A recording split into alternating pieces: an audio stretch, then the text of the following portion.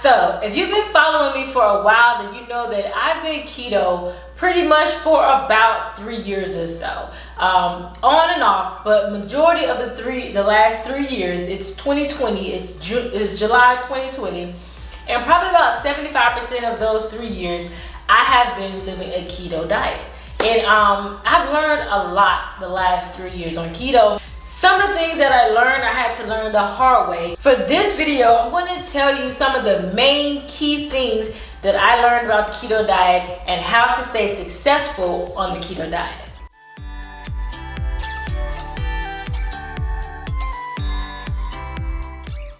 Hey guys, DejaFitBeauty here, and on this channel I do live follow along workouts, dance cardio workouts, and we talk about keto and nutrition. So if that's something that you're into, consider subscribing. Before we get started, I do want to talk about Keto-Crate. So Keto-Crate is a keto subscription that sends you really good keto snacks every month right to your door. This is July's box right here, and for this month, we got some protein puffs. Look, we have a banana caramel muffin mix. We got some electrolyte drink mix here. We have a Gain bar. This is like a plant-based protein bar. These are really good. I have these. These are candied maple pecans. Candied maple pecans. I love this company, Keto-Crate. All the products in here are less than 5 grams of net carbs per serving, so it's very safe to be on the keto or low carb diet. And if you want to try it, you can use my discount, DejaFitBeauty, and you're going to get $10 off your first box. So the first thing that I learned that a lot of people don't really realize with keto is that keto is not just a low carb diet.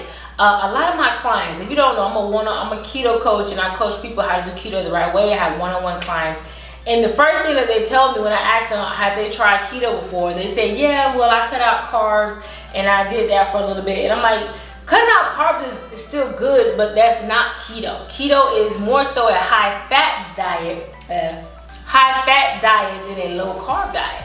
So what most people do is they don't really learn how to do keto the proper way, and they just cut out the carbs, which you will probably still lose weight, but you're not getting all of the benefits of the keto diet. And because you're cutting out the carbs and you're not raising your fats, you're actually going to feel kind of bad. Your body isn't getting enough energy, because when your body doesn't have carbs to use energy, it uses fat. But if you don't increase your fat, now your body don't have any carbs or fat. So that's usually when people start feeling those really bad side effects. But once you balance out the carbs and the fat, you raise your fat, you lower your carbs, you will have a much more pleasant experience, and you get all the benefits of ketosis. So first things first is you have to know it is not a low carb diet. So if anyone out there that wants to try keto, I suggest you really do some research and you learn it first before you dive into it, because it's not complicated, but you do need to learn the basics. And FYI guys, so if anyone out there who does want to start the keto diet, I do have a keto beginner's guide that I created for you guys. It's called the Curves on Keto Beginner's Guide. I'll put it right here. So what this ebook is literally everything. Well, I tried to put everything that I would teach my one-on-one clients into this book. So it literally answers every question that you could ask on the keto diet when you first started. Now, my clients get a little bit more because they get to work with me one-on-one. I'm there to answer any and all questions anytime they need it. But for those who, really just want the information, you can get my Curves on Keto ebook. I cannot talk today. And I also have a 3-day ketosis meal guide. So the 3-day ketosis meal guide is pretty much telling you exactly what to eat to get into ketosis in 3 days. People tend to lose weight really, really fast on the keto diet, faster than any other diet that I have tried or a diet that I put clients on. Now, typically in the first 7 to 14 days, if you're doing keto the right way, depending on how much fat you have to lose, you could probably lose upwards to 10 to 15 pounds in the first 2 weeks, okay? However, most of that is water weight, guys. So this is what happens, and this is why you lose so much water weight when you transfer to a lower carb, lower sugar diet. So when you are eating carbs and sweets and sugars, your body actually holds on to your water, and it's actually stored in your muscles as it's stored in your muscles for for like glycogen and things like that. But when you go to a lower carb, lower sugar diet, your body doesn't really have a purpose to hold it onto that water. So your body starts to flush. It just flushes all the water. So one indicator that you're in ketosis is you might start to pee a lot. Like a lot of my clients be like, wow, last night I woke up like 3 times in the middle of the night and I had to pee. And I'm like, that's good. That means your body is in ketosis. However, if you don't know how to properly supplement, you will have some side effects when it comes to losing all of that water weight. So, because now that you're losing all that water weight, your body is losing a lot of electrolytes like potassium and magnesium. So what happens is that's when you start to feel the keto flu. So to not get the keto flu or to lessen the effects of keto flu, all you have to do is drink electrolytes. So I usually tell my clients to drink a lot of electrolytes the first couple of weeks during keto, and really throughout your whole keto journey, just always be drinking electrolytes. I just feel like electrolytes is something that's very, very important on the keto diet, and you should always be drinking them. But drinking them will help you not feel so tired. It'll help with the headaches and any pretty much keto flu in general. It'll really, really benefit you to taking some extra electrolytes. So another thing that I learned is it's really good for appetite control. A lot of times, another issue that I have with my clients is I'll put them on a meal plan, I'll give them the macros, and they just won't hit their macros because they're just not hungry. Which is not a bad thing, but you still want to be able to, you still want to eat enough food, you know what I'm saying? But it's really a struggle sometimes for my clients to eat enough because they're just not hungry. And that's because since your body is in ketosis, your body is pretty much eating at your own fat. So when someone is in ketosis, that means your body is using your own body fat as fuel. So your fat, your stomach fat and all that fat. Your body is actually like eating itself. So your body has using your fat as an energy source. And when that happens, your body has a constant flow of energy. And since your body has a constant flow of energy and doesn't have to eat food to get that energy, your body kind of like doesn't really get that notification that, hey, I need to eat. And so sometimes you just forget to eat, or you're just not hungry, or you have to force yourself to eat. But for anyone that's out there that's struggling with appetite control, I think being in ketosis really does help you control your appetite. Another thing that I learned is you must track your food, whether that's tracking macros, whether that's using containers. So my clients, I put them on something I call the container system with keto, because a lot of folks don't really like to count macros. So I put them and I tell them, like, I give them a certain container for meats and veggies and blah, blah, blah. And I just tell them, hey, eat this many veggies, eat this many containers of veggies, this many containers of meat, blah, blah, blah. And that kind of tracks it for them. And like the way that I make it, it kind of puts them in ketosis without having to track macros. However, tracking macros and knowing how many macros that you eat is very, very important. So if you don't know what macros are pretty much this. Anytime someone says macros, it's a fancy way of saying protein, fats, and carbs, okay? It stands for macronutrients. There's only 3 macronutrients: carbs, protein, and fat. So macros just means you have a certain number of those macros that you need to eat. So you have a certain number of carbs, certain number of protein and fat, so on and so forth. Now in keto, rule of thumb is, people will try to stay under 20 carbs, but really it's percentages. So it's 70% to 75% fat, 20 to 25% protein, and 5% carbs. So and those percentages come out to like a certain number of those macros that you need to hit. Now the reason why it's so important to track your macros is because if you're not tracking, you really don't know how much you're eating. And for most people who are just starting their weight loss journey, they have no idea what 20 grams of carbs look like. They don't know what, if I say go eat 90 grams of protein, they have no idea what 90 grams of protein look like. Now, typically, if you've been tracking your food for a while, you can eyeball it.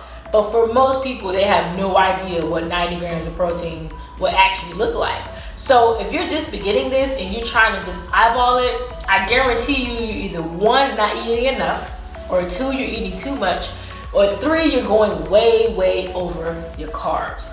So if you want to do keto the right way and you want to get all of the benefits of ketosis, you have to track your food. I know it sounds like a chore. I sit down with my clients and I teach them how to track their food. We sit down, I show them how to do MyFitnessPal and all that stuff. And it might seem like a chore because you have to put your food on the scale and weigh it and put it into MyFitnessPal. But honestly, once you kind of get the hang of it, honestly, like I don't even think about it. Now I don't track my food like every single day. I've been tracking my food for so long, I just know how much to eat and what not to eat. The only time I track my food is when I'm really like in weight loss mode. Right now I'm more so like in maintenance mode, so I'm really not tracking.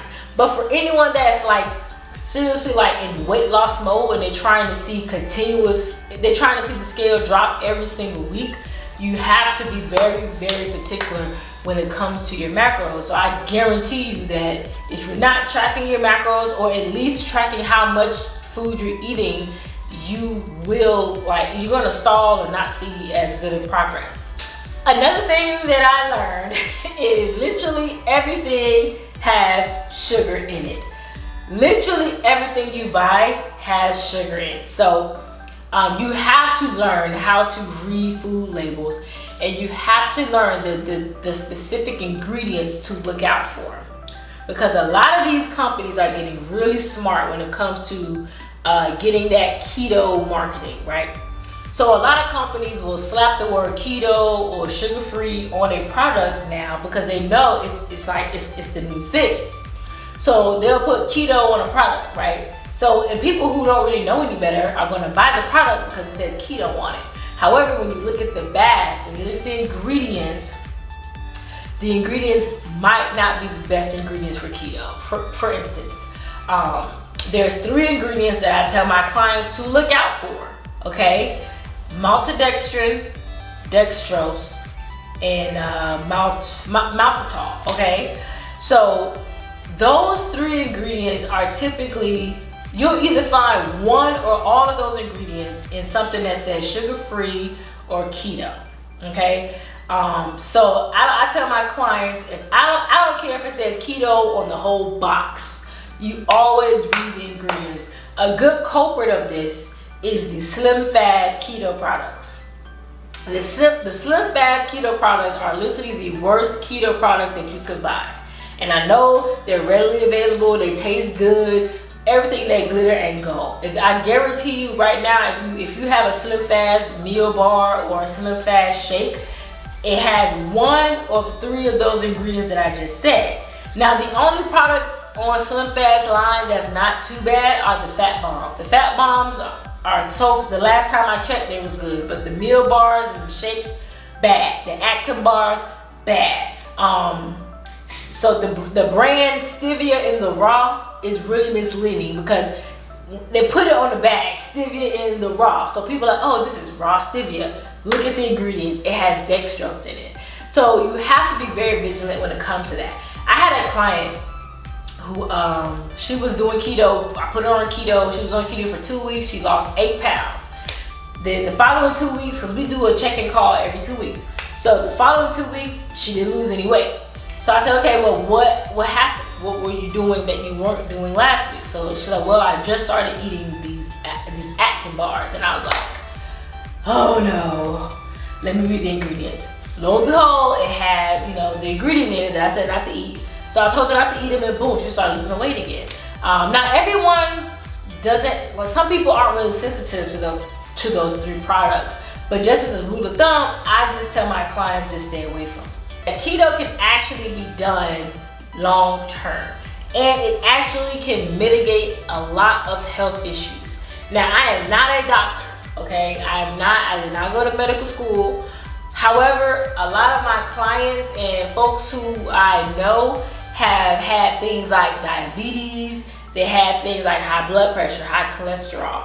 And once they started keto, miraculously, they didn't have those problems anymore. So, like I said, I'm not a doctor. I'm not telling you guys to do keto to treat anything, okay? All I'm saying is sometimes a change in your diet can help a lot of your health issues. Sugar is literally like, sugar is literally poison to our bodies, you guys. And, okay, not necessarily poison, but in high quantities it's poison. And for the most part, everyone in the 21st century, or whatever century we're in now, the 20s, I don't know, but we eat way too much sugar, and it's really affecting our bodies. that is how people get diabetes and all this stuff. It's literally from just eating too much sugar. And not eating the sugar, it's gonna miraculously just, a lot of your health issues will literally go away. But keto can be used long term. Like I said, I've been keto for 3 years. And like on and off for 3 years. I don't have any health issues, y'all. I've never had, my arteries are not clogged. You know, I don't have high cholesterol.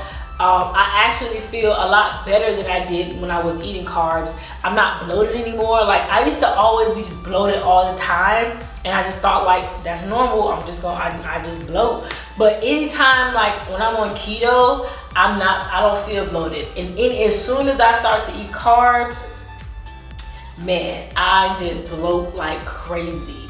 Like immediately, like I start holding on to water.